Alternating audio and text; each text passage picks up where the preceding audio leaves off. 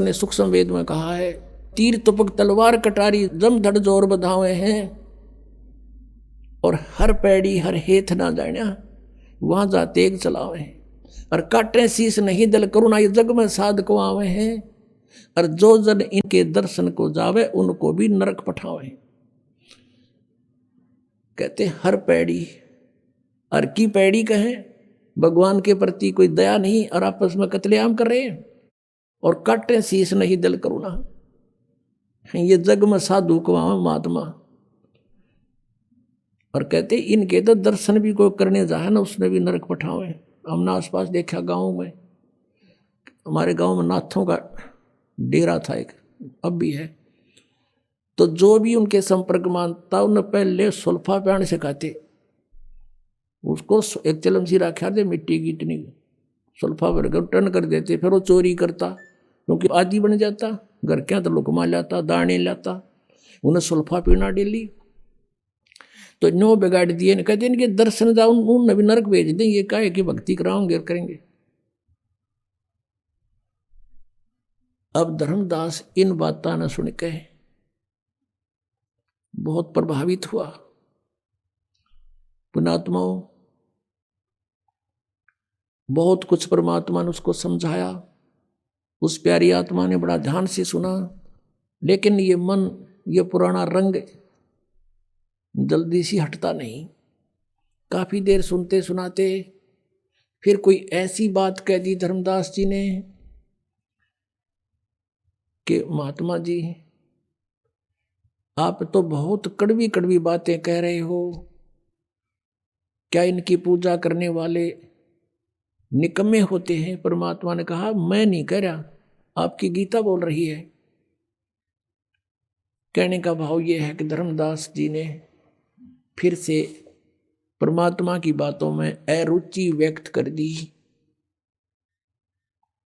अरुचि व्यक्त की तो परमात्मा कबीर परमेश्वर जी फिर अंतर ध्यान हो गए, अंतर ध्यान हुए तो वो फिर रोने लग गया, फिर रोने लग गया, हे भगवान मेरे पे गलती बन गई। इतना अच्छा ज्ञान दिया और सारे सत प्रमाण दिए, अब क्योंकि हम श्रद्धालु इतने हैं, हम इन भगवानों की जो पूजा करते थे इनके विषय में कुछ सुनना भी पसंद नहीं करते कुछ दिन तो। लेकिन पुण्यात्माओं अगर कोई दंत कथा सुनाता हो, अपनी महिमा व्यर्थ बनाता हो तो वो नहीं सुननी चाहिए। सदग्रंथों में लिखे प्रमाणों को नहीं मानता है तो वो आदमी ठीक नहीं। उसके विषय में परमेश्वर कहते हैं जान बूझ साची तजय करे झूठते ने, और ताकि संगत है प्रभु स्वप्न में बना दे। ये सोचकर परमात्मा अंतर ध्यान हो गए। अब धर्मदास के सामने अंधेरा छा गया, और पुण्यात्माओं जिस परमात्मा को सर्व सुखदायी बताया जाता है वो परमात्मा जहाँ प्रकट हो जाता है 100 किलोमीटर में तो कम से कम शांति हो जाती है, और वो तो बैठे उसके कति साथ में। जैसे किसी का कोई हाथ पर गर्म पानी या चाय गिर गई हो, उसमें कितनी पीड़ा होती है, और उसके ऊपर बर्फ का टुकड़ा रख दिया जाए, कैसा महसूस करता है? जैसे उस पर कुछ भी नहीं है, शांत हो जाता है। ऐसी दशा है भगवान जब उसके पास थे तो वो उनके उसको इतनी शांति थी, परमात्मा के दूर होते उसके अंदर वही फिर पीड़ाएं, जैसे रह पुत्र गई इधर उधर की बातें, वो नूर फलाना नूर नू कर दूं वैसे कर दूं। ये आग है सबके अंदर, जल रहा है प्राणी अपनी अपनी आग में, तो वो महसूस उसको जो आनंद हो रहा था वो खत्म हो गया, और जो ज्ञान उसे मिला वो प्रमाणित, और फिर भी अपनी किस्मत को रो रहा कि मैं कैसा दुष्ट हूं, मैंने भगवान खो दिया। अब फिर रोने लग गया, अब त्याग दिया, वापस चल पड़ा अपने घर की तरफ। और क्या कहता है परमात्मा की वाणी में लिखा है, तावा रोवत धर्म निनागर, कहाँ गए मेरे सुख के सागर, अधिक वियोग हुआ हमसे ती, जैसे निर्धन की लुटगी खेती, कल्प करे और मन में रोवे, दसों दिशा को वो मग जावे। अब रो रहा है, अन्यों कहे भगवान बेग मिलो करूं अपघाता, अब ना जीऊं सुनो विधाता। अब धर्मदास जी नो देखे कि भगवान कहीं मेरे पीछे तो नहीं है, ऊपर तो आकाश में तो कहीं दिखाई नहीं दे रहे हैं। कहते हैं कल्प करे और मन में रोवे, दसों दिशा को वो मग जोवे। चारों तरफ देख रहा हूं, दसों दिशा को, ऊपर को नीचे को, और कहता बेग मिलो कर हूं अपघाता, मैं ना जीऊं सुनो विधाता। हे परमात्मा जल्दी दर्शन दे दो, अब मैं जीऊंगा नहीं मैं आत्महत्या करूंगा। रोता हुआ घर पे आ गया। उसकी पत्नी ने सोचा भगत क्यों रो रहा है, क्या बात होगी इसको। अब बोल नहीं पा रहा, इतना बुरी तरह रो रहा। कहां से, मथुरा से रोने लगा था, बांधवगढ़ पहुंच गया एमपी में, 800 किलोमीटर। 2 दिन 3 दिन जाने जाने में लगे होंगे उसको। पैदल चलते थे पहले, कोई सवारी नहीं होती थी ऐसी, और श्रद्धालु थे, पैदल चलते थे। उसकी पत्नी का नाम आमनी देवी था, बड़ी धर्मात्मा थी, लेकिन कभी कभी वो भी भगत के साथ कुछ दान धर्म के बारे में कुछ कंजूसी करती थी। तो उसने सोचा कि भगत क्यों रो रहा है और वापस कैसे आ गया। इसका तो 1 महीने का टूर प्रोग्राम था, आ गए 7वें दिन। उसने सोचा बात क्या है, और उसके मुंह की तरफ देख रही है, और वो रो ऐसे बुरी तरह रहा जैसे किसी बालक के माँ बाप दोनों मर जा, वो बालक रोया करे। इतना बुरी तरह जमीन पर ऐसे मुंह के बल पड़ गिर के और बुरी तरह रो रहा है। उसने सोचा इसके क्या हो गया, इतना जल्दी कैसे आ गया। आमनी ने सोचा कि हो सकता है इसके किसी ने ठग ने पैसे लूट लिए हो, और मैं कंजूस हूं, कई बार इसको कह देती थी, जब वो धर्म भंडारे करता था खुले हाथ में टोक दिया करती कि बच्चे के खाओगे घना दान ना करया करे। तो उसने सोचा कि अब ये न्यू ना रो रहा हो कि मैं इसका पैसा किसी ने ठग लिया, चुरा लिया, जो यात्रा के लिए ले गया था, और अब ये सोच रहा होगा कि मैं दोबारा जान की सोचूंगा, पैसे की कहूंगा तो यह मुंह चढ़ावेगी। तो उसने सोचा कि जिस कारण से रो रहा हो। अब वो धीरे धीरे कहती है सेठ जी क्यों रो रहे हो, किसी ने पैसे निकाल लिए होंगे ना, तुम्हारे तो भगवान ने बहुत दे रखा है, और कितने पैसे ले जाओ आप, और ले जाओ, आप पूरा करके आओ अपना कार्य है। अब वो 1 घंटा 2 घंटा खूब रो लिया, धीरे धीरे सबकता हुआ, रोता रोता कहता कि आमनी यदि मेरा यूं धन खो गया होता, भौतिक धन कोई चुरा लेता, मैं नहीं रोता, फिर ले जाता, लेकिन मेरा वो धन गुम हो गया जो मुझे अब शायद मिला नहीं, और वो मिला नहीं मैं जी नहीं सकता। आमनी ने पूछा कि ऐसा कौन सा धन था तेरा। अब ये बात सुनकर बैकग्राउंड कहानी की तरफ देखकर वो फिर बुरी तरह रोने लग गया। रोते रोते काफी देर के बाद जब उस थोड़ा सा स्वाभाविक सा हुआ, शांत हुआ, सारी कथा बताने लगा। जो परमात्मा ने ज्ञान सुनाया था सारी ज्ञान सुनाया, और सृष्टि रचना सुनाई थी परमात्मा कबीर जी ने। अब इतना समय नहीं रहा आज के सत्संग में, नहीं वो भी सुनाता, कल सुनाएंगे।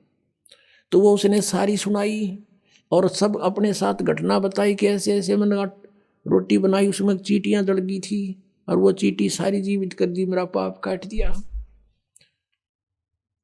अब आमनी कहने लगी इतना बढ़िया ज्ञान और खुद भगवान देने आ रहे थे, आप तो व्यापारी हो, आप तो बिजनेसमैन थे, यू सौदा चूक कैसे गए।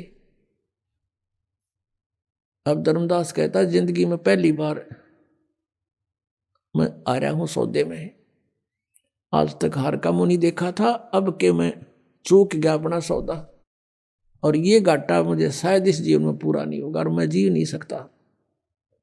जो साधनाएं हम करते थे वो एक आने की नहीं, आगे का रास्ता कति नहीं, घोर अंधेरा हो गया मेरे सामने, जीऊं कैसे भगवती।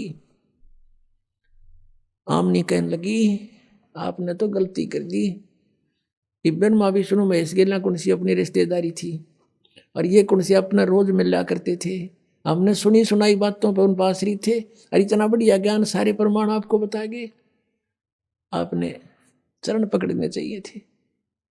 कहने लगा इसी भूल को तो रो रहा हूं, जैब के भगवान आगे,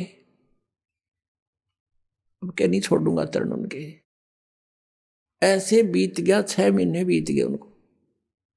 धर्मदास जी ना कुछ खावे, मुश्किल से एक आध फुल्का रोज, मुश्किल से उसकी पत्नी कह सुन के खिलाओ उसको। और वो ना काम काज में रुचि, वो भक्ति करा करता वक्ति वत करने की कोई ना थी। सुबह बैठ जा दरवाजे तो बाहर द्वार के ऊपर गेट पे है, अनु देखा है दूर ताई, जैसे बिलड़ी ने श्री राम की प्रतीक्षा की थी। अब जैसे उसको कहीं दूर से कोई आता दिखाई देता, चल पड़ता उसकी तरफ कि शायद महात्मा आगे। अरे एक बार पुण्यात्मा जिसकी चाह आपको हो जाती है, आम व्यक्ति भी वो शायद दिखने लग जाता है उसको, वहां तक जाता है कि ना ये तो कौन, वो नहीं है। फिर पता लगा किसी से कि एक महात्मा बैठा है जंगल में, गांव नगर के बहुत से लोग उसके पास जा रहे हैं दर्शनार्थ। भगत जी भी पहुंच गए, धर्मदास जी। अब देखा कि भाई हो सकता है महात्मा वही हो सकते हैं, लेकिन इनका ज्ञान से परीक्षण होगा। धर्मदास जी ने प्रश्न किया उस साधु से, परीक्षा करने के लिए जब महाराज जी होंगे तो वो बात मैं प्रश्न करूंगा, टू दी पॉइंट जवाब देंगे। उसने प्रश्न किया, महाराज जी मैं कुछ प्रश्न करना चाहता हूं। धर्मदास ने कहा। वो साधु महात्मा बोला, करो बच्चा, कि ब्रह्मा विष्णु महेश के माता पिता कौन है? वो साधु कहता, अरे कैसी बात करता है, इनके कोई माता पिता न दरो अमर सर्वेश्वर महेश्वर। और जान गए यो ठीक हो, मन मन महीनों कही तो रॉन्ग नंबर उठ का आ गया। ऐसे 6 महीने बीत गए। फिर परमात्मा ने उसकी पत्नी में प्रेरणा की। उसकी पत्नी ने कहा कि मार भगत, आपका तो वेट भी आधा रह गया, अरे ऐसे तो आप मर जाओगे। भगवान ने जब विछड़े आपसे कुछ तो कहा होगा, भी कैसे मिले वो? उन्होंने कहा कि वो कहते हैं कि जहां धार्मिक भंडारे होते हैं, यज्ञ होते हैं, साधना करते हैं, जो भगत इकट्ठे होते हैं, तो कोई भंडारा करता है तो मैं अवश्य जाता हूँ और उनको ज्ञान चर्चा करते हैं परमात्मा। जैसे आपने ऋग्वेद मंडल नंबर 9 और सूक्त नंबर 86 के मंत्र 26-27 में पढ़ा कि वो परमात्मा हमारे यज्ञों में, धार्मिक यज्ञों में बिजली अत्यधिक गतिशील पदार्थ के समान आकर प्राप्त होते हैं, गुप्त रूप में आकर बैठ जाते हैं वहां पर। और वही परमात्मा ने कहा कि वो ऐसे धर्म भंडारे होते हैं, धार्मिक यज्ञ होती हैं, वहां अवश्य जाता हूँ, क्योंकि वहां मेला भरता है, भक्तों को बैठा के समझाते हैं, चर्चा करते हैं गुप्त रूप में। तो आमनी ने कहा कि आप भंडारा कर दो। धर्मदास ने कहा एक दिन में क्या में है, एक दिन में तो पता भी ना चला किसी ने। आमनी बोली तू कर ले जितने दिन का करना हो, कि 3 दिन का करना पड़ेगा, अब 3 दिन का कर ले। उसने 3 दिन का भंडारा, धर्म भंडारा दिन निश्चित कर दिया। आसपास सब चिट्ठियां भिजवा दी कि दूर तक। अब पहले दिन सब भोजन करके साधु संत महात्मा चले गए, वो तो नहीं आए, देखता रहा। उसकी पत्नी ने पूछा कि महाराज जी आए क्या? महाराज जी कि नहीं, आज तो नहीं आए। अगले दिन फिर ऐसा ही हुआ। तीसरे दिन आफ्टरनून हो गया, भंडारा यानी भोजन चल रहा है, साधु संत खाकर जा रहे हैं। अब धर्मदास ने फाइनल फैसला कर लिया, क्योंकि वो तो आत्मा के पुकार सुनते हैं, कि यदि आज आप नहीं आए, कल आपका दास नहीं रहेगा संसार में। अब जिया नहीं जा मेरे थे, आज तक की आस ठीक शायद आज आ जाएंगे। अंतर वो तो कहते हैं चिट्ठी पायल बाजे पैर, साहिब सुनता है सब लहर। अंतर्यामी सारी जानते हैं, उन्होंने देख लिया कि आज भगत मरेगा, अब नहीं जीवेगा, क्योंकि फाइनल फैसला था उसका कि ये भंडारा पूरा हुआ और मैं आत्मघात करा। तो फिर कहते हैं बेग मिलो करहूं अपघाता, मैं ना जीऊं सुनो विधाता। उसी समय जब रहे ना 10-20 भगत 50-60 भोजन खा रहे थे महात्मा, ये उसे महात्मा जिसे ही बताए थे आप ताई। तो उसी समय एक कदम का पेड़ था, लगभग 200 फुट की दूरी पर, जहां भंडारा चल रहा था। वहां आकर उसी जिंदे वाले महात्मा के रूप में वहां पर बैठ गया आके। धर्मदास की वैसे वो देख तो रहा था ऐसे ऐसे पल पल में, जब नंग आ गई हक वो बैठे महाराज जी तय नंगे पैरा नो दौड़ के नो देखा जानते कति नो वो एक चरणा नो सीने लाग गए न चपट गए, जो कर बालक अपने माता पिता के चिपक जाता है। अन्य देखे अन्य कहे भगवान इनका छोड़ के ना जाइयो, ये परमात्मा अब का जो कहोगे सारी सुनूंगा। तब परमेश्वर ने कहा धर्मदास इन पहले फारग कर नकलिया ने, फिर बतलावांगे आपस में। अकना जी इब के ना जाइए, अकना ही बच्चा नहीं जाऊंगा, विश्वास कर मेरा। अब वो एक कदम एक बार धन्यू देखे, फिर उन्हें तो डगाने थे वो फटाफट करके फारेगे और परमात्मा को कहा आपके दास की कुटिया आ जाओ यहाँ पर थोड़ी देर अंदर बतलावांगे। अंदर ले गया भगवान को, जैसा भी बैठने को साधन दिया, अपनी पत्नी से बुलाया कि आजा भाग जा भाग गया आमनी मेरा धन पा गया मेरा धन पा गया। दोनों एक एक पैर पकड़ कर बैठ गए। तब आमनी ने कहा कि भगवान आपका बच्चा ये तो बहुत नर्म आत्मा का है, इसको तो मैं सांत्वना देती रही ना पहले मर लेता। ये भगवान आप तो अंतर्यामी हो, इतना दुखी नहीं करना चाहिए था आपने अपने बच्चे को। तब परमात्मा ने कहा कि आमनी यो काल का दूत हो रहा था, ये जिसको मैं 2 बार मिला इसने सारी बात मानी, फिर किता न किता काल फिर इसका आंट लगा देता। मैं इसके साथ था, इसको मर नहीं देता बेटा, ये तो मर लेता पहले ही। इसका बड़ का डैमन है, इसका लोहा गर्म किया है, अब लोहा गर्म होए बिना चोट मारे जाओ तो उसका कोई फायदा नहीं। अब इसका अंतःकरण साफ हो लिया, आज बेटी जो मैं कहूँगा सारी मानेगा और ये सत्य इसके हृदय में उतरेगी, इसलिए थोड़ी सी देर करी थी। तो पुण्यात्माओं ये वो समर्थ है, कहते हैं जो जन मेरी शरण है ताका हूँ मैं दास, और गेल गेल ला गया फिर जब लग धरती आकाश। फिर सारी कथा सुनाई, दोबारा से कई दिन रुके, उनको खूब ज्ञान समझाया, दोनों ने उपदेश लिया। परमात्मा ने तो गवाह बनाना था उनको, धर्मदास की आत्मा को। परमात्मा तो चले गए, उस चले गए भी मैं अब जाता हूँ फिर आऊँगा। कुछ दिन के बाद एकदम धर्मदास जी को दर्शन दे रहे हैं ओनली, और कहा धर्मदास चल तुझे मैं अपना सतलोक दिखाता हूँ। पहले धर्मदास ने प्रार्थना की थी पहले कई बार, ले चला आज तुझे अपना स्थान दिखाता हूँ। सतलोक लेके गए धर्मदास को, आत्म शरीर वहीं पड़ा है, अचेत पड़ा है। 3 दिन हो गए, रिश्तेदार इकट्ठे हो गए, गाँव के इकट्ठे हो गए, नगर के लोग आने लगे। क्या हो गया कि पता नहीं क्या बीमारी होगी, बेहोश पड़ा है, कोमा में चला गया। तीसरे दिन परमात्मा ने सब कुछ ऊपर दिखाया, सारा सतलोक दिखाया, वहाँ की सतीथि दिखाई, वहाँ की जो रहते हैं हंस लोग, वहाँ की दुनिया दिखाई सतलोक की, कि यहाँ कभी बुढ़ापा नहीं आता, यहाँ कोई दुख नहीं होता, यहाँ मृत्यु नहीं होती, तुम यहाँ रहते थे और अपनी गलती से तुम चले गए। अब धर्मदास कहता है भगवान मुझे यहीं रख लो, अब वापस ना भेजो प्रभु, मुझे यहीं रख लो, मत भेजो महाराज काल की नगरी है, मोहे राख लियो महाराज काल की नगरी है, मोहे मत भेजो महाराज हमसे बिगड़ी है। वहां जाके पता चलता है कि सचमुच हमने जुल्म किया, यहां से गए किस कारण से गए, रो है बहुत बुरा हाल कर दिया भगवान, वापस ना भेजो तो बहुत बूंदी स्थान है।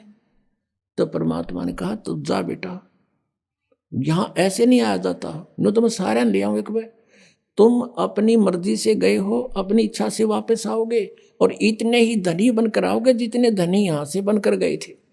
जितने धनी तुम यहाँ थे भक्ति के शक्ति इतनी नीचे इकट्ठी करनी पड़ेगी। उसका मैं एक मंत्र दूंगा, तू चल वहां पर, और मंत्र दूंगा तुझे सतनाम, उसका सिमरण करना, उसके भक्ति के धन से तुम वापस आओगे। ऐसे नहीं बेटा बात बनेगी। तीसरे दिन जब वापस आत्मा छोड़ दी तो वो जा गया। तब उसको पता चला कि ये भगवान तो वहां काशी में रहता हूँ, सतलोक से जाकर पता लगा। वहां से चल पड़ा पैदल, बनारस में पहुंचा, रामानंद जी के पास पहुंचा, वहां से पता चला कि कबीर मेरा शिष्य है लेकिन मेरा गुरु भी है। तब मालिक से वहां मिले, फिर कहा कि हे भगवान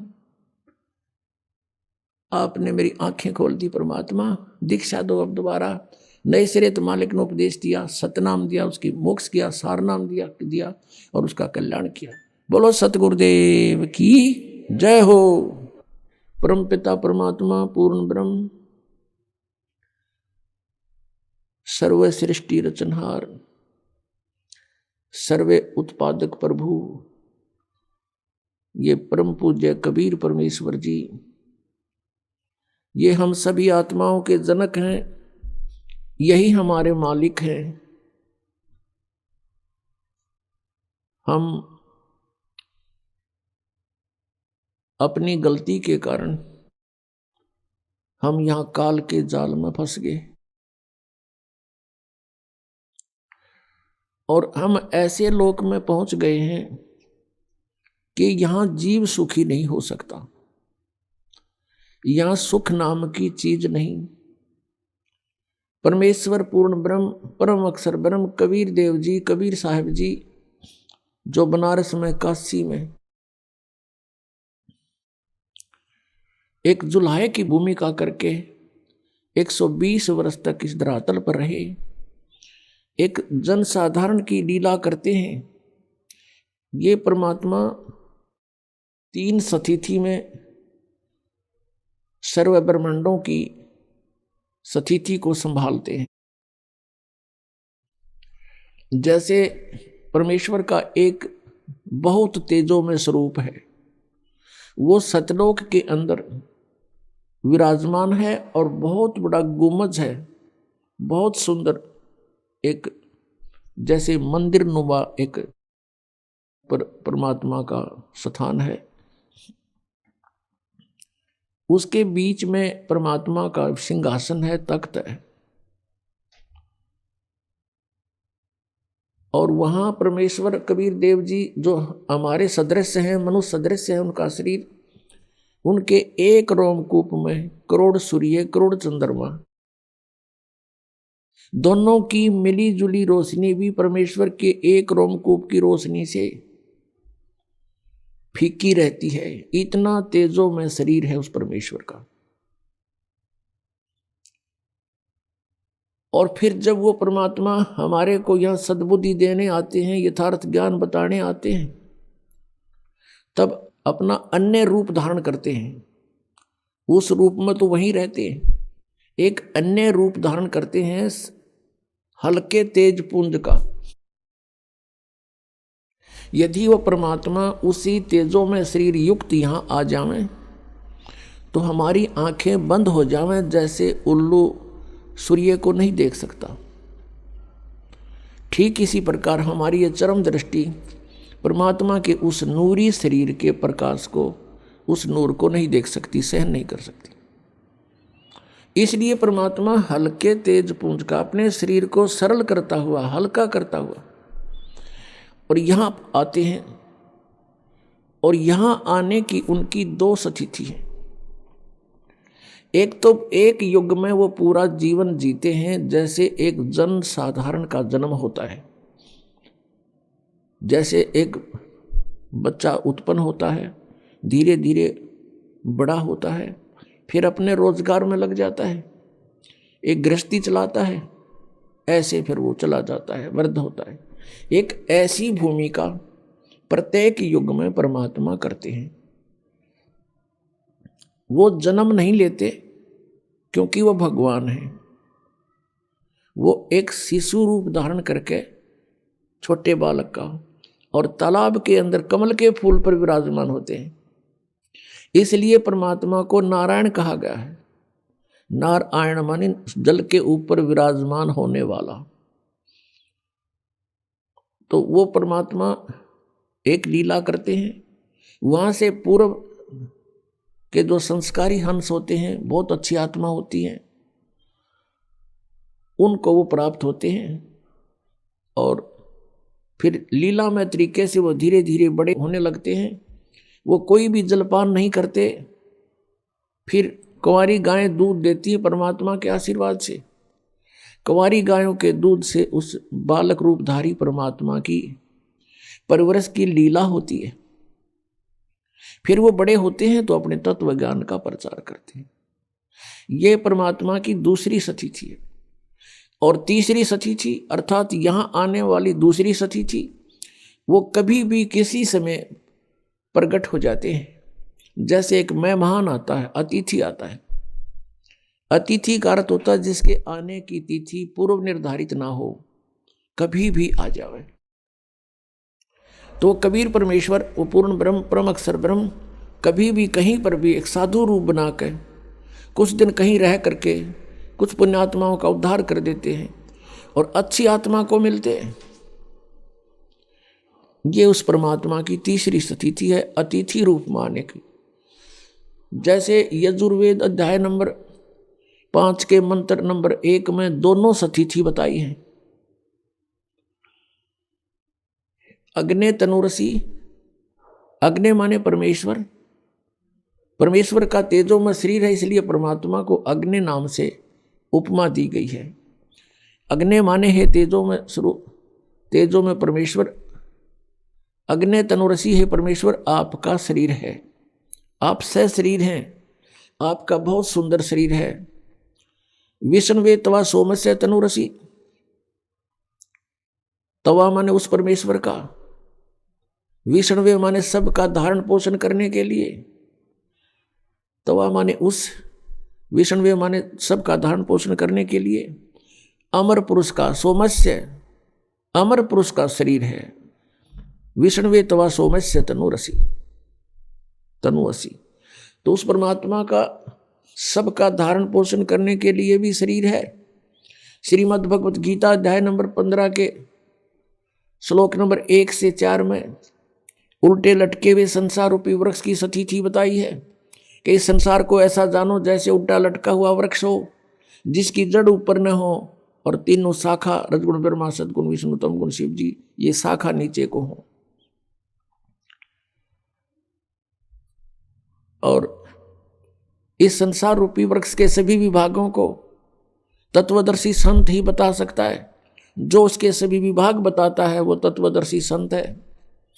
उस तत्वदर्शी संत की प्राप्ति के उपरांत तत्व ज्ञान रूपी शस्त्र के द्वारा इस अज्ञान को काटकर, अर्थात इस तत्व ज्ञान को समझकर उसके पश्चात परमेश्वर के उस परम पद की खोज करनी चाहिए, जहां जाने के बाद साधक फिर लौटकर संसार में नहीं आते।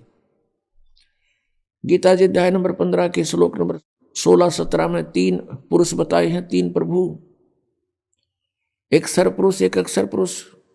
सरपुरुष ये 21 ब्रह्मांड का स्वामी है, इसको ब्रह्म भी कहते हैं, सरब्रह्म भी कहते हैं, सरपुरुष भी कहते हैं। अक्षर पुरुष ये 7 संघ ब्रह्मांड का मालिक है, लेकिन इन दोनों के शरीर नाशवान है। इनके अंतर्गत जितने प्राणी हैं सबके वो सभी नाशवान है, केवल जीव आत्मा किसी की नहीं मरती, वो तो कुत्ते गधे की भी नहीं मरती। इसलिए गीता जी अध्याय नंबर 15 के श्लोक नंबर 17 में तुरंत कहा है कि उत्तम पुरुष है तू अन्य परमात्मा इति उदाहरते, यह लोग चरम आवेश विभर्ति अवैश्वर है। वो श्रेष्ठ परमात्मा तो कोई और ही है जिसको परमात्मा कहते हैं, और वही तीनों लोकों में प्रवेश करके सबका धारण पोषण करता है। वो है अव्यय ईश्वर, अविनाशी परमात्मा। तो तीनों लोकों में प्रवेश करके धारण पोषण कौन करता है? जैसे मूल से जड़ से पूरे वृक्ष को आहार प्राप्त होता है, जड़ पूरे वृक्ष की पोषण करता है, पूरे वृक्ष का पोषण करता है जड़। अब जड़ रूपी भगवान वो परम दिव्य पुरुष है, परम अक्षर ब्रह्म है, तो वो कबीर देव है। ये वो कबीर देव है जो बनारस में काशी में आए थे और दानक की भूमिका किया करते थे। पुण्यात्माओं, हमारे सदग्रंथ जो हैं, जैसे पवित्र विचारों वेद, पवित्र श्रीमद् भगवत गीता, पवित्र पुराण, इन सदग्रंथों को हम यथार्थ ज्ञान युक्त मान रहे हैं और हैं भी न्यू की न्यू, और जो इनके अंदर लिखा है वो सत्य है। तो हम परमात्मा को पहचानने के लिए अपने सदग्रंथों को आधार बनाएंगे। जिनको पवित्र हिंदू धर्म पहले से ही सत्य मानता है, उस पर पूर्ण रूप से आश्रित है, तो उन्हीं सदग्रंथों से हम भगवान पहचानेंगे उनमें क्या लिखा है और कैसी महिमा है परमात्मा की, कैसी लीला करते हैं भगवान। तो फिर परमात्मा के पहचानने में हमें कोई भूल नहीं लगेगी। अभी तक हमें भूल लगी हुई थी, हमें कोई भी बता दे ऐसा है भगवान, हम मान लेते थे, ऐसा है भगवान, हम वो भी मान लेते थे। ब्रह्मा है भगवान, हम उसको भी मान लेते थे। विष्णु है भगवान, हम उसको भी मान लेते थे। शंकर है परम शक्ति, हम उसको भी मान लेते थे, क्योंकि हमें ज्ञान नहीं था। अब जैसे ये पंथ चल रहे हैं कुछ, ये कहते हैं सतलोक में सचखंड में चलो और वहां परमात्मा निराकार है, सतपुरुष है ही नहीं वहां पर, और आत्मा ऐसे मिल जाएगी वहां जैसे बूंद समुद्र में। बताओ, अक्ल मारी जा रही। समुद्र में कोई कहे चलो डूबन चलेंगे, कितने तैयार होंगे डूबन खातिर। यहाँ वैसे हाँ भरे जाओ बेशक, पर डूबन का टाइम आओगा जब एक नाव डूबे उड़ा सारे भाग जाएंगे छोड़ गए। तो यहाँ ये नकली पंथ चल रहे हैं, ये कहते हैं वहां भगवान है नहीं, निराकार ही प्रकाश है। तो वहां क्या करेंगे हम जाके, जब भगवान नहीं, हम तो परमात्मा को मिलने चले हैं, परमात्मा वहां है नहीं। अब जैसे कोई गाय की महिमा गाता है, गाय दूध देती है, बहुत अमृत सा दूध देती है, बड़ा लाभदायक पशु है, और सभी की इच्छा होती है भी हम गाय लें, और फिर कहें गाय तो है ही नहीं, गाय तो निराकार है, या कोई ये थोड़ी हुई कोई। परमात्मा की इतनी महिमा बता रखी है वेदों में, सदग्रंथों में, जिन महापुरुषों को आकर मिले हैं उन्होंने अपने आंखों देखा हाल भगवान का बता रखा। अब उनको हमने अनदेखा कर दिया, इन झूठों की बातों को स्वीकार कर लिया। ये नकली पंथ, जो ये राधा स्वामी पंथ, जय गुरुदेव पंथ, धन धन सतगुरु पंथ, ये सारे झूठ बोले कति 100 की 100। इनमें किसी ने भगवान नहीं मिला, कख नहीं पता इनको। अगर परमात्मा मिला होता ये निराकार बताते। सदग्रंथ सत बतावे कि उस शरीर है, मनुष्य दृश्य है, आंखों देखा संत बताते हैं, दानक रूप रहा करतार, और हमरे ही निहार है, हमारा सृजनहार, हमारे जैसा हमारा भगवान, हमारा उत्पत्ति करता। तो पुण्यात्माओं, दास का उद्देश्य है कि पहले हम अपने जिन सदग्रंथों को सही मानते थे उन्हीं से परिचित हों, फिर दिखता को नहीं भगवान के पहचान की, और मोक्ष की कोई समस्या खत्म। क्योंकि इतना सिंपल मार्ग है, इस जैसा मार्ग नहीं। इन काल के दूतों ने काल प्रेरणा से अपनी प्रभुता दिखाने के लिए हठ योग शुरू कर दिए, सिद्धियां प्राप्ति करने के लिए खड़े होकर तप, उल्टा होकर के तप, और नरे अनुष्ठान करने लगे सुहा सुहा करके। ये तो नाशकरण की भी ढूंढा करते थे। एक दूसरे पर प्रभु पाकने के लिए किसी ने एक सिद्धि प्राप्त कर ली तो दूसरा ने सोचा 3 करूं मैं, और तब इससे मैं सुपरियत कहलाऊं जनता में।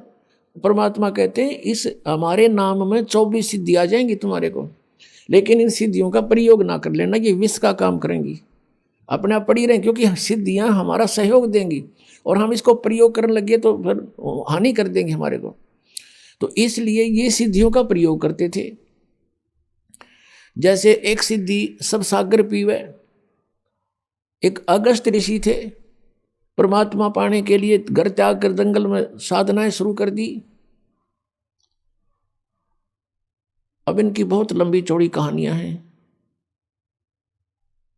बचपन जंगल में निकल गया, 30-40 वर्ष का हो गया, फिर भ्रमण शुरू कर दी। यानी पहले बैटरी चार्ज करता था, 1 वर्ष में 6 महीने तपस्या साधना करता था, 6 महीने भ्रमण करता था गांव गांव नगर नगर में जाके। तो उसकी महिमा होगी। एक राजा की संतान नहीं थी, राजा ने उस पता लगा कि बड़े पहुंचे हुए महापुरुष हैं, जंगल में साधना करके आए हैं। तो राजा ने प्रार्थना करके अपने पास हफ्ते 10 दिन रखे, सेवा की। फिर प्रार्थना की कि हमारे संतान नहीं है। अगस्त ऋषि ने कहा ठीक है, हो जाएगी, संतान हो जाएगी। अगस्त ऋषि चले गए, पीछे से राजा के घर कन्या ने जन्म लिया। अब वो घूमता घूमता 12 वर्ष के बाद फिर उसी रेंज में आ गया। 6 महीने साधना करता था, 6 महीने ऐसे जंगल में गांव गांव नगर नगर में घूमता था। तो 12 वर्ष के बाद उसी साइड का नंबर आ गया। राजा को पता चला कि वो महापुरुष आ रहे हैं, अगस्त ऋषि। राजा ने अपने नगर की सीमा पर से लेकर वहां तक फूल बिछा दिए और खूब जय जयकार करवा दी, सब खड़े कर दिए नागरिक आओ भगत के लिए। और साथ में अपनी कन्या को साथ लेकर गए। 12 वर्ष की कन्या पहले बहुत अच्छी तगड़ी हो जाती थी। तो वहां जाकर के कहा कि भगवान आपकी दया से मुझे एक पुत्री प्राप्त हुई है, आपके आशीर्वाद से मैं आपका आभारी हूँ। अगस्त ऋषि बड़ा खुश हुआ और प्रार्थना की कि महाराज हमारे यहाँ कुछ दिन रुको। पहले तो कह रहा था कि नहीं नहीं, मैं एक दिन से ज़्यादा कहीं नहीं रुकता हूँ।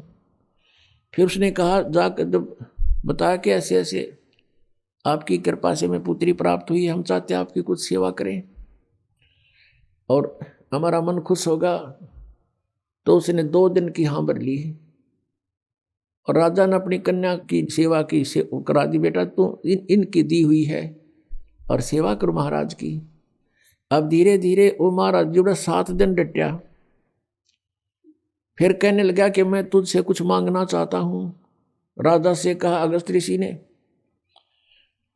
अब राजा ने कहा, जी हम क्या दे सकते हैं आपको, सब कुछ आपका ही है, मांगने की आवश्यकता नहीं, आप आदेश करो कि ये कन्या मुझे दे दो मेरी सेवा के लिए। अब राजा को पता था नाट गया तो पता नहीं कि बद्दुआ दे दे, कति नाश हो जाए मेरा। अपना छाती पर पत्थर धर के कि जो आपकी आ गया। हवले का लड़की ने जाता रहा, कर ले साधना इनकी। फिर उसको क्या हुआ, तपस्याएं करके उसने एक सिद्धि प्राप्त कर ली। आजीवन सारे जीवन में एक सिद्धि सब सागर पीवे, एक सिद्धि जो बोजुग जीवे, एक सिद्धि जल पैर न लाई, एक सिद्धि आकाश से उड़ जाई। अपने आत्मा अगस्त ऋषि ने 7 समुद्रों को एक ही घूंट में पी लिया। अब फिर प्रार्थना की उससे अन्य ऋषियों ने, देवताओं ने कि भगवान यहाँ तो सब आओ भाव बिगड़ जाएगी, एटमॉस्फेयर चेंज हो जाएगा और आप दया करो, हमारे ऊपर रहम करो। रहम कर दिया, उल्टा ही कुरला कर दिया। 7 समुद्र भर गए। अपने आत्माओं आज हम अध्यात्म ज्ञानहीन हो लिए कति। इन नकली ऋषि संतों महंतों के कारण इन कह का पता नहीं, हमें नास्तिक का दूसरा रूप बना दिया कि भगवान ऐसा नहीं कर सकता, ये सब झूठ बोलने की बातें हैं। नहीं, अध्यात्म के अंदर बहुत बड़ी प्रबल शक्ति है, ऐसा बिल्कुल संभव है। लेकिन ये हमने चाहिए नहीं थी, इनकी आवश्यकता नहीं थी, अज्ञानता के कारण ये किया। क्या कहते हैं परमात्मा, कहते हैं कि डंब कर डूंगर चढ़े, लोग दिखावा करते हैं। ये तपस्या करने वाले ऊंचे से स्थान पर बैठेंगे जहां से दूर तो दिखे सब ने महात्मा वो बैठा, और फिर आंख मीच कर बैठा रहे, फिर उसकी सेवा शुरू हो जा, लोग आन जान लग जा, उसकी महिमा हो जाए। वह महिमा की भूख है। परमात्मा कहते हैं कि डंब करें डूंगर चढ़े, डूंगर माने ऊंचे टीले पे, पहाड़ पे, पहाड़ पे, अंतर झीनी झूल, जग जाने बंदगी करेंगे वो सूल बबूल। आम जनता ने सोचा बड़ा महात्मा भाई कमाल कर रहा, घर छोड़ कर देख परमात्मा के लिए कितना संघर्ष कर रहा है। तो कहते हैं ये तो बो है सूल बबूल, ये तक कांटे बो अपने आने वाले जीवन में, इसकी साधना ठीक नहीं।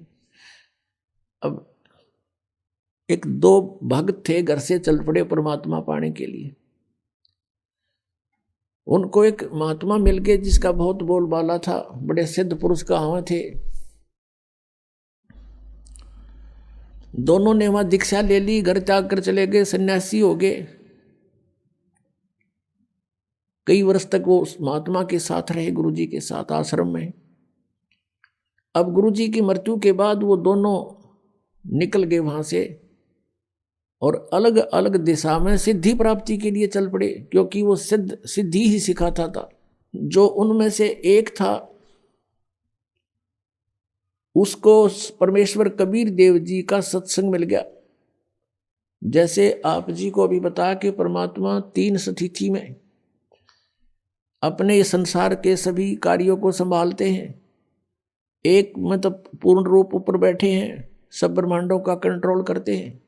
अन्य रूप जैसे प्रत्येक युग में एक जीवन ऐसा करके जाते हैं, बच्चे के रूप में प्रकट होते हैं, जन्म नहीं लेते, वो सह शरीर आते हैं, सह शरीर चली जाते हैं। 120 वर्ष रहे थे कलयुग में और सब अपना ज्ञान प्रचार करके अपनी अमृत वाणी लिपिबद्ध करवा के अपना ज्ञान सारा सुख संवेद दे करके चले गए थे, सह शरीर गए थे। और दूसरी स्थिति वो कहीं भी आकर प्रकट हो जाते हैं, जैसे आदरणीय धर्मदास साहिब जी को मिले, आदरणीय नानक साहिब जी को बेई नदी पर मिले थे, अन्य को दिखाई दे नहीं रहे थे, ओनली नानक साहिब जी को दिखाई दे रहे थे। और जो ही नानक साहिब जी ने बेई नदी में डुबकी लगाई स्नान करने के लिए, वहीं से उनको अंतर ध्यान कर लिया। जनता ने सोचा डूब गए, सब जाल जूट डाले, इधर दूर तक खोज की, कुछ नहीं मिला। सतलोक में ले गए, फिर वापस छोड़े, तीसरे दिन वहीं खड़े मिले। तो ऐसे परमात्मा इन पुण्यात्माओं को मिलते हैं। फिर वो अपनी ऐसे आकर के वो परमात्मा कुछ लीला करते हैं। इसी प्रकार वो कहीं प्रकट होकर के कुछ दिन कुछ क्षेत्र में रह जाते हैं। कोई उनका गांव नाम पूछते हैं तो वो गोलमोल कर जाते हैं, संतों के गांव नहीं पूछा करते।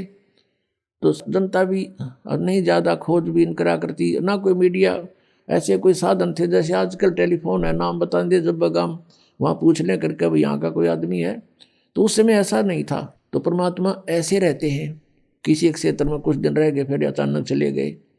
साधु रहते थे, अचानक चले गए, वापस नहीं आए। ये वो परमात्मा की लीला थी। तो कबीर परमेश्वर जी ऐसे रह रहे थे वहाँ। वो उन दोनों गुरु भाई जो थे उस सिद्ध के, उनमें से एक को उस परमात्मा कबीर देव जी का टच हो गया, सत्संग हो गया, मिल गया उसको। कई दिन लगातार सत्संग सुना, उसका तो जीवन बदल गया। जिन सिद्धियों को वो प्राप्त करने की चेष्टा कर रहा था वो खत्म हुई, परमात्मा पाने की उमंग उठी, सत साधना शुरू कर दी। अब कुछ दिनों के बाद परमात्मा ने लीला की। संत ने उसे कहा, बेटा अब तू आगे उपदेश दिया करिए, और तुझे आदेश दे दिया मैंने। उधर से परमात्मा घूमने के लिए बहाना करके निकल गए जंगल में, वन में, वापस नहीं आए। खोजबीन की, देखा कोई व्यक्ति किसी हिंसक पशुओं ने खा रखा है, ऐसा स्थिति कर दी। उन चेलों ने सोचा गुरु जी को तो किसी ने खा लिया, उनका अंतिम संस्कार कर दिया। जबकि वो परमात्मा थे, वो तो चले गए थे। अब 10-12 वर्ष के बाद कहीं पर समागम था कोई, जैसे कई प्रकार के संत इकट्ठे हो जाते हैं, जैसे मेला होता है कुंभ का। वहां पर वो कबीर परमेश्वर का अनुयायी भी चला गया।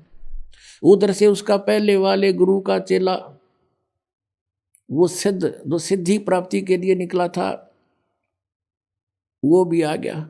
12 वर्ष के बाद दोनों मिले, गले से मिले, बड़ी खुशी हुई। और फिर दरिया के किनारे बैठे थे, चर्चा चली कि बोलो भाई क्या उपलब्धि हुई 12 वर्ष के बाद। अब जो परमात्मा कबीर जी से परिचित हो गया था, उसने कहा भी मुझे तो सब कुछ मिल गया। अब वो जो सिद्ध पुरुष सिद्धि ही करने की चेष्टा में था, उसने पूछा कोई सिद्धि बता, क्या प्राप्त हुई तुझे। अब वो कबीर पंथी ने कहा कि भाई सिद्धियां की हमें जरूरत को नहीं, हमें परमात्मा मिल गए। परमात्मा पाना था हमने, इन सिद्धियों से, ये तो खिलौने हैं, बच्चे खेलते हैं इनके साथ। तो वो कहता है, सिद्ध जो उसका गुरु भाई था, सिद्ध पुरुष का चेला, अब भी सिद्धि वाले डले ढो रहा था। उसने कहा तू अच्छा आदमी है, अरे सिद्धि मैं बताऊं मुझे क्या उपलब्धि हुई, अभी दिखाता हूं आपको। दरिया के ऊपर के ऐसे चल पड़ा जैसे थल पर चलते हैं, और परले पार चला गया, वापस फिर आ गया। देखा मैंने ये सिद्धि प्राप्त कर ली। अब उसने माथे बात मारा कबीर पंथी ने बोला 12 वर्ष में तने 2 अन्य की कमाई करी। एक अन्य में जो नौका वाला परली साइड में छोड़ देता है, एक अन्य में उल्टा ले आता है। सारे 12 वर्ष में तने 2 अन्य की कमाई करी। ये टट्टू साधना प्राप्त हुई, क्या उपलब्धि हुई तेरी। इस बात से वो बड़ा प्रभावित हुआ, फिर बैठ गया उसके पास। सचमुच यूं के डले डोए बने, ये तो नौकाले में बैठ के कोई चला जा डायन्या में मजदूरी कर ले, इसका अच्छा किता है। फिर उसको सारा ज्ञान जो परमेश्वर से प्राप्त था, अब उस भगत ने नूना बेरा था, भगवान थे, वो तो गुरु एक संत मानते थे। वो सारा ज्ञान जो परमात्मा से प्राप्त हुआ था अपने गुरु भाई को सुनाया, बड़ा प्रभावित हुआ। अपने आत्मा जिसने भगवान पाना है वो बकवाद नहीं करा करते, वो तुरंत समर्पित हो जाते हैं। उसके प्रेरणा जबरदस्त जागी कि अब मेरा कल्याण क्यों कर होगा, मैंने तो डला डोलिए, सारा जीवन खो दिया, कुछ कृपा करो, मेरा भी उद्धार करवा दो, महापुरुष से मुझे नाम दिला दो। अब फिर वो भगत रोने लग गया जो कबीर पंथी था। तब वो सिद्ध जो था, सिद्ध, वो कहने लगा आप क्यों रो रहे हो? कहने लगा, वो कबीर पंथी कहता मैं इसलिए रो रहा हूं कि आपका कल्याण संभव नहीं। भैया ऐसी क्या बात होगी, मेरा कल्याण संभव क्यों नहीं? अब वो कबीर पंथी कहता है कि भाई बात सुन, तू और मैं एक गुरु के चेले थे, एक गुरु के शिष्य थे। तू सीनियर था, मैं जूनियर था, वहां सिद्ध के वहां। कहा ऐसा ही है। तो भाई वो गुरुदेव तो शरीर छोड़ गए मेरे वाले, जिनसे मुझे ये मार्ग मिला। अब तेरा कल्याण नहीं हो सकता। तो उसने कहा भाई देखो गुरुजी, चलो शरीर तो छोड़ गए होंगे, पर किसी को आदेश दे गए होंगे, मुझसे ले लूंगा नाम। तो कबीर पंथी कहता है कि भाई उससे नाम तू ले नहीं सकता, क्योंकि गुरु को परमात्मा तुल्य मानना पड़ता है, और तू उसको गुरु भी नहीं स्वीकार कर सकता। अब वो सिद्ध पुरुष कहता है कि बात सुन भाई, मैं निकला हूं भगवान पाने के लिए, और मुझे आप किसी से दिला दो ये नाम, मैं उसको सिर पर रखूंगा, मुझे परमात्मा चाहिए। तब उसने बताया, किसने? कबीर पंथी ने, कि इस दास को आदेश देगे वह, और आप मुझे, क्योंकि आप मेरे से सीनियर थे वहां पर आश्रम में, या जिन जूनियर सीनियर की आग सारा लाग रही है, या भी एक बेड़ी है इस काल की। तो भगत तो एक सत्र में होने चाहिए, ऊंच नीच ना हो, पहला पीछा कुछ नहीं होता। एक पिता की संतान है, एक बड़ा बेटा है, एक 15 साल छोटा है, तो सह तो एक के पिता के, सह तो भाई हुए, बहन भाई हैं, तो ऐसे हो आप। तो उसने कहा कि आप मेरे से नाम ले भी लोगे तो आपका भाव बने नहीं मेरे अंदर, क्योंकि आप मेरे से सीनियर थे। चरण पकड़ लिए, इन्होंने बोला अरे इससे बढ़िया बात है और कहाँ होगी, मेरा खुद जो ना गुरु भाई, मेरा गुरु, आज से मैं आपका दास, आप मेरे भगवान, मैंने नाम दो।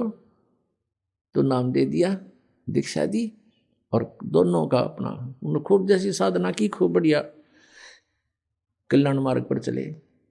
अब क्या बताते हैं परमात्मा, शब्द महल में सिद्ध 24, हंस बिछोड़े बिस्वे 20। अब जिनके पास सिद्धि हो जाती है वो प्रभु पाक जाते हैं, सैकड़ों आदमी प्रशंसक हो जाते हैं।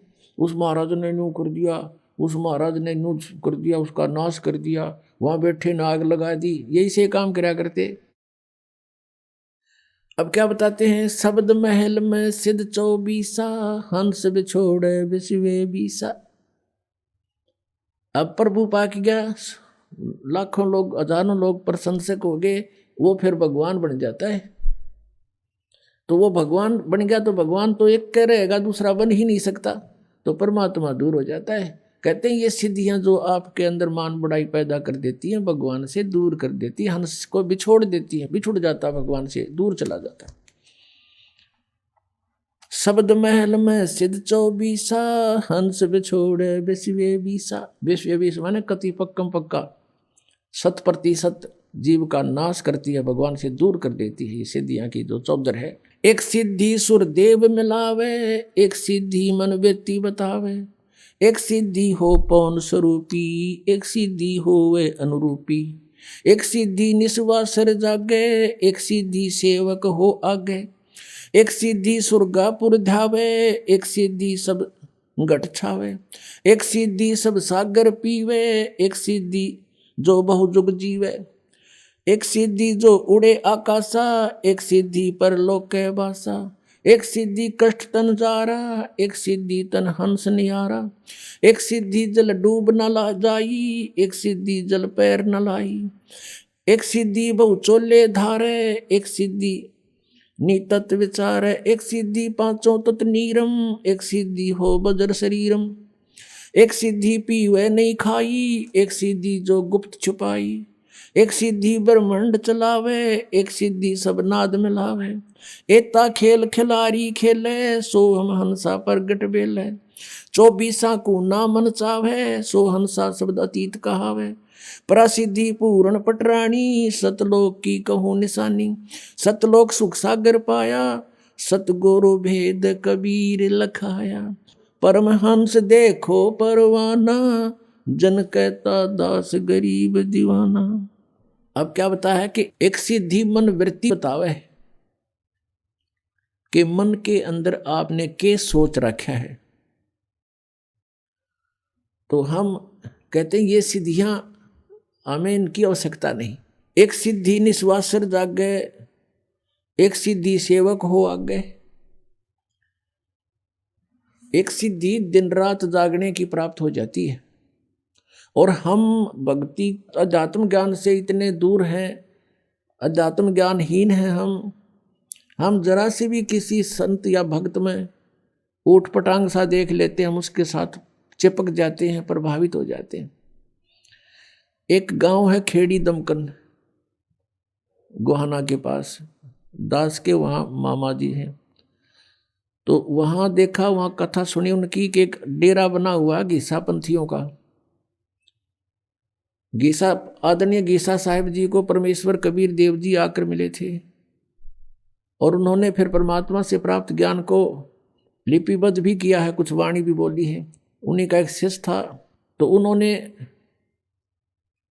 उस अपने आदरणीय गीसा दास साहिब जी की शिष्यता हो गया, लेकिन वचन